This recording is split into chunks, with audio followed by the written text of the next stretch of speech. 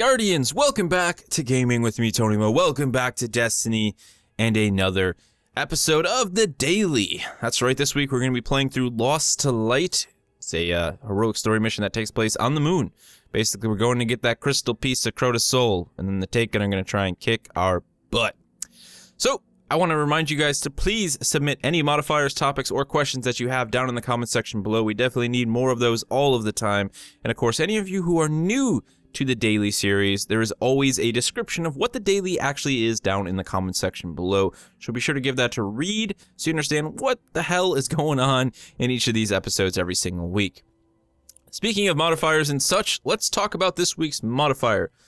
This modifier was recommended by Aaron Gooseman. We're going to be running a sword and hand cannon. Now, Aaron actually recommended a modifier that was sword, sidearm, and hand cannon, but I felt that the sidearm would be a bit overkill, and I want to make this as difficult as possible. So we're going to be running sword and hand cannon instead. Basically, it's a red steel loadout. Do you guys remember that game on the Wii? It's a good thing that you probably don't remember the first one, but the second one wasn't actually that bad. Anyways, let's go ahead, take a quick look at what we'll be running then. We've got Eyes Luna here, and then we have my Soul Edge, which is the second sword I've been leveling up. Still don't even have my exotic sword because I'm too cool for exotics. We're going to run Ruin Wings for the sake of hopefully dropping more legendary ammo for our Soul Edge. And hopefully everything's going to be okay. Right? You know, just make sure that this goes well. We've got 4 minutes left on our hand cannon analysis because I'm also alongside of this. This is perfect timing, right? Because I also need to finish up the very first part of the first curse quest. I'm way behind on that, but that's okay. I don't mind taking my time. I've never been one to rush the attainment of any weapon in Destiny. So we've got a handful of questions. There's about 4 of them. Looking forward to covering these ones. You guys got some good stuff in there, and also a small bit of a topic that I created based on a comment that someone made in last week's episode. So let's go ahead and start with our very first question from Owen Fabulous. Love the name, Owen. How long do you think Destiny will last? This is actually a really good question, right? Because we have the sort of generalization from Activision and, you know, and Bungie saying, you know, this is a 10-year plan. Bungie is, you know, set to develop Destiny for 10 years based on their contract. So that's going to happen, right? I mean, they're in a contract. Unless something terrible happens and Activision decides to just can the whole franchise, they have 10 years of making Destiny. We know that. That's clear cut, and we're well aware of that happening. But what about beyond that, right? I mean, if a franchise does very, very well, you know, it increases the chances of the publisher, especially, wanting to continue that franchise. For example, look at the situation with Halo. You had Bungie working on Halo for so long, they said, all right, it's our time to, you know, step away, go somewhere else. Our contract just ran out with Microsoft, and Microsoft was like, all right, well, we own the rights to Halo, so we're going to keep making Halo. And I very much imagine that Activision owns the rights to Destiny. So when Bungie decides 10 years is up, okay, you know what, we're ready to move on to something else. This is it. You know, we've done our time with Destiny. Let's move on. Activision still would have the power in that situation to say, well, we want to keep making Destiny, so good day to you, and we're going to get a new developer on board. And that could very much happen, you know, if that set of circumstances comes to fruition, that could be the case. So there is a small chance, you know, that Destiny could run beyond 10 years with a different developer at hand. And as we talked about actually last week, you know, with the idea of, you know, franchises continuing and not dying out, I'd be okay with that, you know, if Destiny up to that point had proven to be a franchise that was seeing growth and that was seeing change and that was, you know, ready to still be taken further. You know, I think Halo 5 is going to be a huge success because it's, you know, had the opportunity to take that risk with 343. And I think there's an opportunity, you know, that Destiny could end up in that same position 10 years from now. But that's a long way from now, so honestly, pure speculation based on other situations in the industry coming from me. But I think a very possible scenario and piece of speculation nonetheless. But as I said, at the very least, you know, Destiny will be lasting for 10 years. Hopefully everything goes well and we continue to see this franchise grow into something really special. I just think that, you know, Destiny, as much as people want to knock it as just being like this shooter, it is very much doing a lot of new things for first-person shooters. You know, it's got a lot of RPG elements into them, and the way in which the game is being presented is very, you know, similar to what is being done with MMOs. So, you know, at some point you want to say, well, maybe someone's just going to recognize the potential to, you know, continue this franchise for a very extended period of time.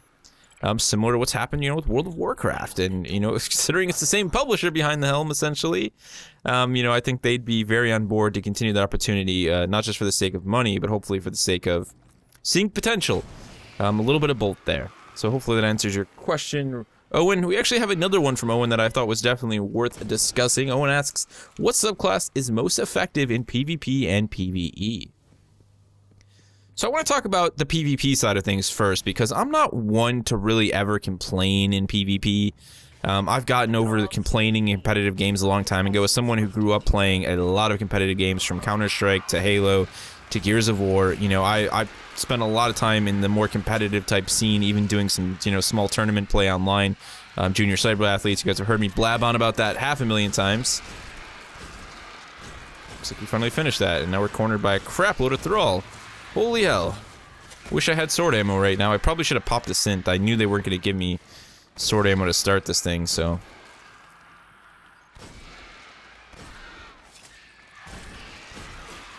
Alright, well, we made it through that alive in one piece. Let's go ahead and activate that heavy ammo quickly with that sword.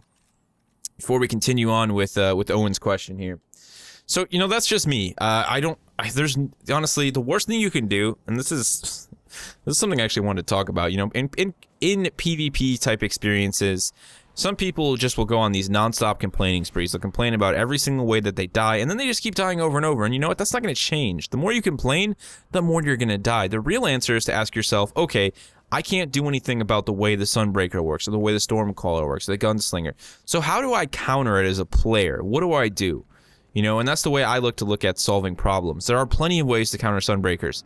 You know, they're not this infinite, like, you know, all-knowing God mode subclass now. Are they powerful? Yes.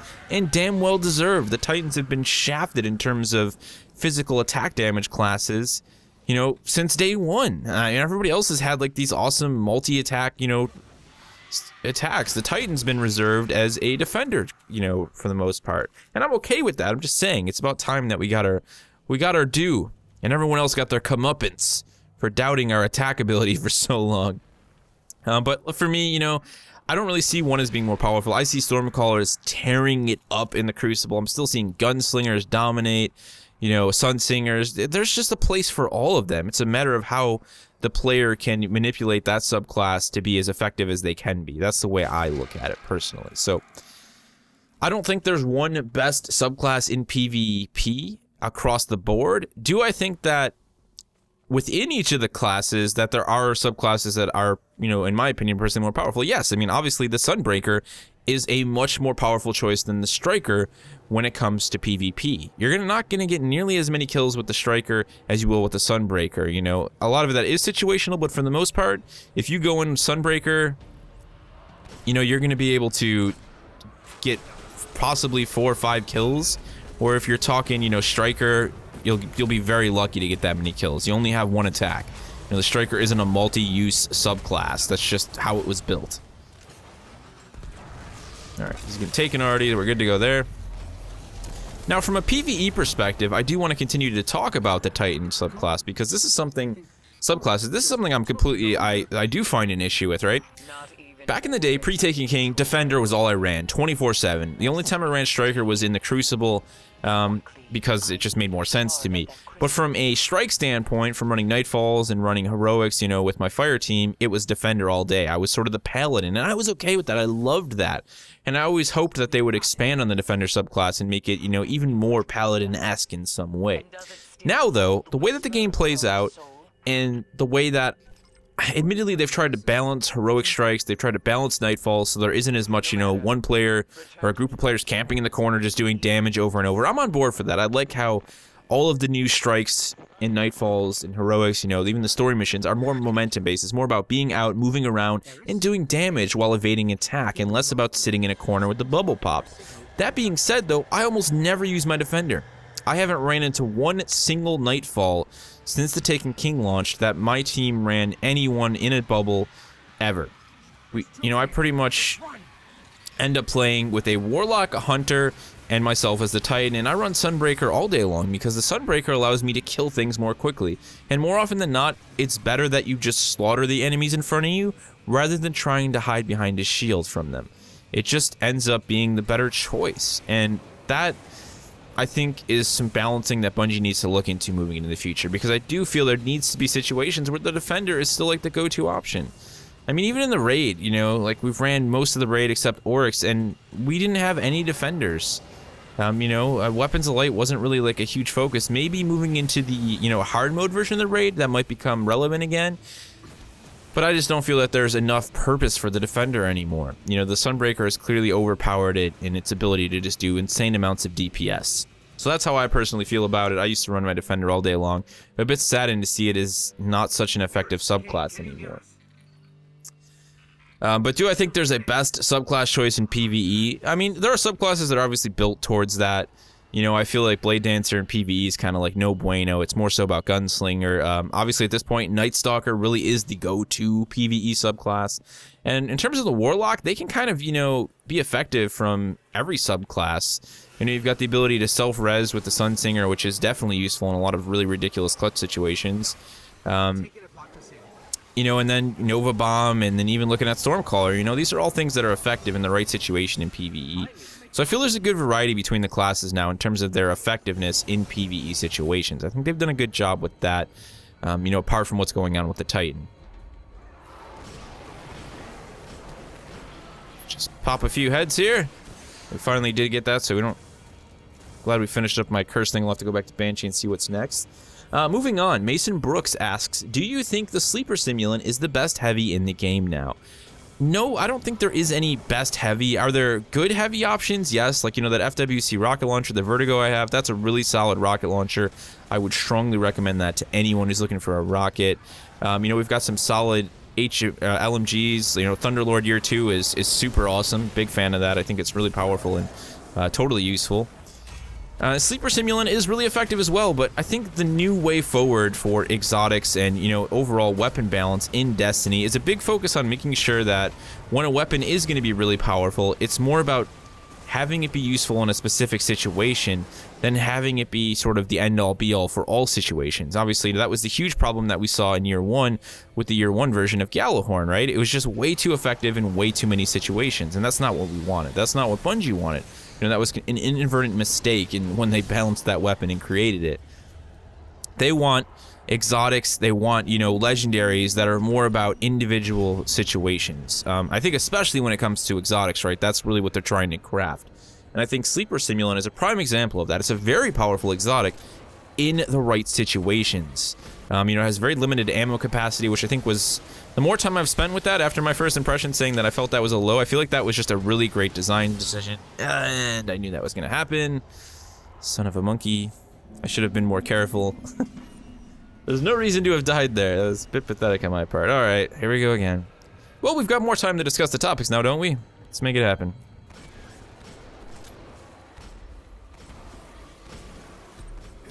So, I don't think it's the best. I think it's one of the best. I think there's a lot of great heavies to use right now. And in terms of exotics, we're really kind of limited on our choices. I mean, you're looking at...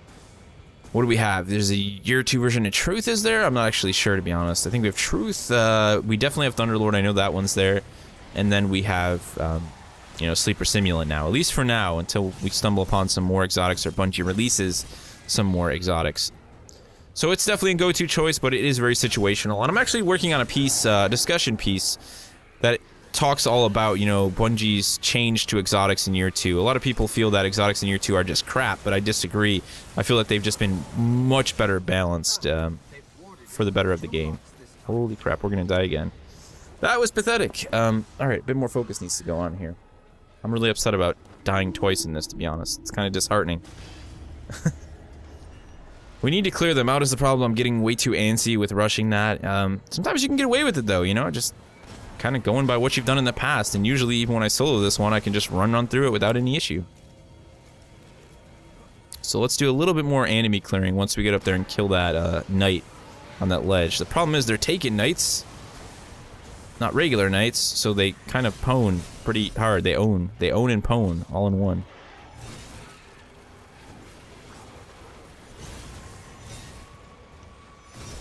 Alright.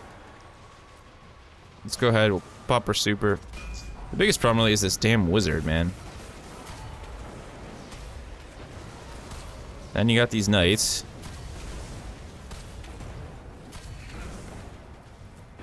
Alright, I think we're good to go there. This time we can actually use this top level here and not have to worry about knights slaughtering us with orbs. And then we can run on down and grab that other one and make it the hell out of here finally. So that's my final thoughts on Sleeper Simulant. I think that's an awesome exotic. If you haven't had the opportunity to work, you know, towards earning it, do it, man. I mean, it's totally worth it in a lot of situations. The thing that's nice about it is, you know, like, in a situation where you need to get, like, really high damage precision shots, like maybe in a situation where you use Black Spindle, you know, but the thing about Black Spindle, for it to be fully effective in terms of how much, you know, DPS you want to do, you really have to make sure you're landing all of those shots. So if you're someone who maybe isn't as good at landing rapid precision shots with something like the Black Spindle, you know, the Sleeper Simulant's probably going to be a better choice for you in that situation. Moving on, a bit of a topic for discussion that I crafted from someone's comment. Last week, repping the 707, dude, just another shout out to you, man. You're always hanging around the channel, watching the content, commenting, and I love that, man. I love when people are just posting comments. It gets everybody else kind of, you know, activating stuff. And you know what? It's like, I don't care when a video does poorly, it doesn't get a lot of views, but I always hate when there's like no comments. I'm always like, man, no one was interested enough to comment, so I totally gauge, you know, how well I feel a video is doing based on that. So awesome to see you around again. But he, you know, we were talking about Halo last week, right? I brought up Halo, and he mentioned, you know, his favorite Halos. Talked a little bit about which ones he enjoyed and which ones he didn't enjoy over the years. I believe he said, yeah, Halo 3 was, you know, your last really big Halo. You weren't a huge fan of 4. Oh man, this is going sort of well.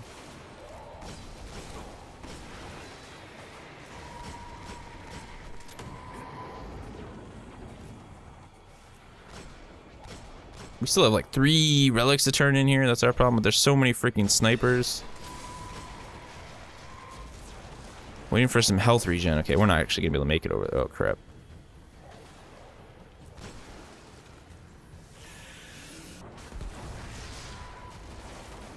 Alright, looks like we gotta clear some of these guys out before we go over there, otherwise that's just not gonna happen. I can't see! So he was talking about Halo, right? So I did kind of want to rank my personal favorite Halos, because Halo 5 is right around the corner, man. You guys can, if you were curious, you can definitely expect me to be covering that on the channel. I'm actually really looking forward to Guardians. The time I spent with the beta was like a huge amount of security for me as to whether or not that game was going to do well, and I strongly believe that the multiplayer is going to be a great time, and I'm just hoping that I'm hoping that 343 can really improve what they've done with the campaign, because Halo 4's campaign was a huge letdown in terms of its length and difficulty. On Legendary, my brother and I played it through, just 2 of us, in like 6 hours. That's not Legendary difficulty worthy at all.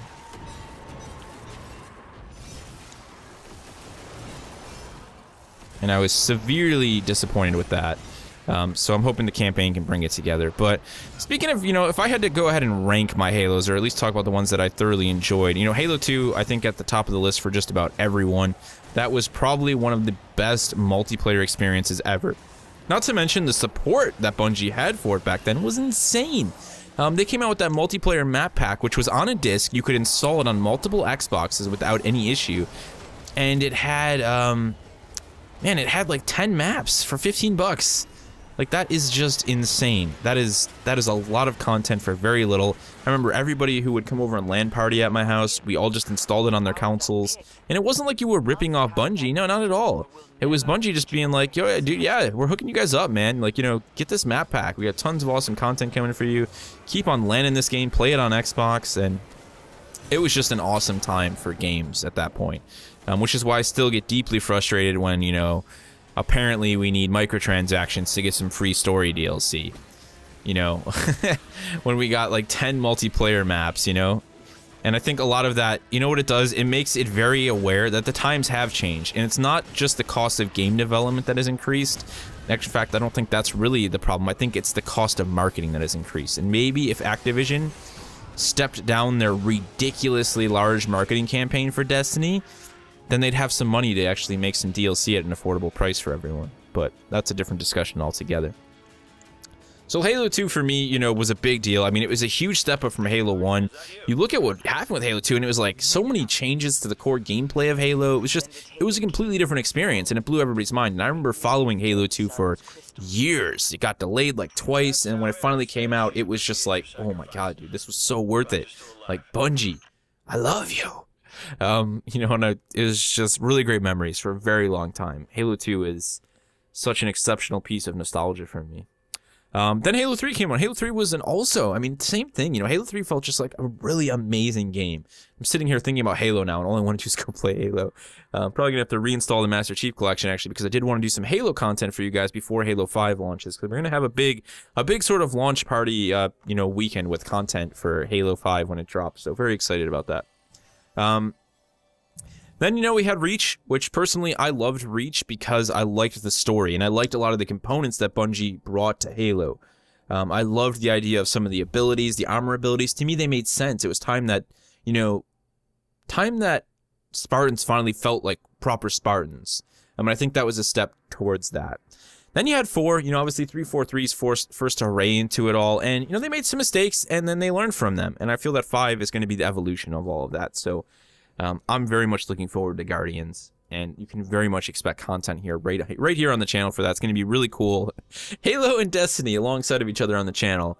Obviously different developers now, but still, you know, there's that air of Bungie and Bungie, so very, very interesting indeed.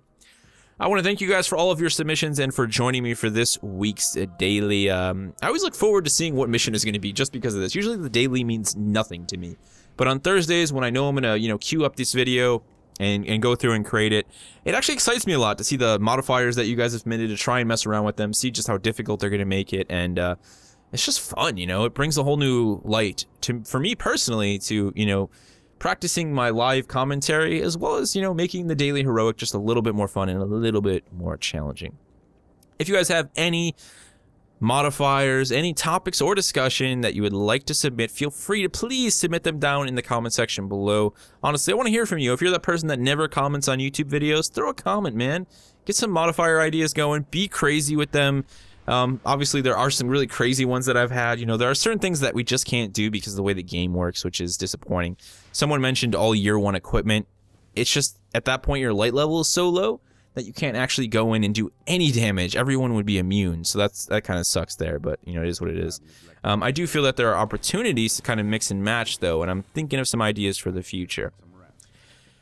Whew, that was a mouthful. This has been a good one. I want to thank you guys once again for joining me. If you have any other questions for me regarding the channel or Destiny or anything like that, feel free to leave them down in the comment section below. And best of luck to you defeating the daily heroic today.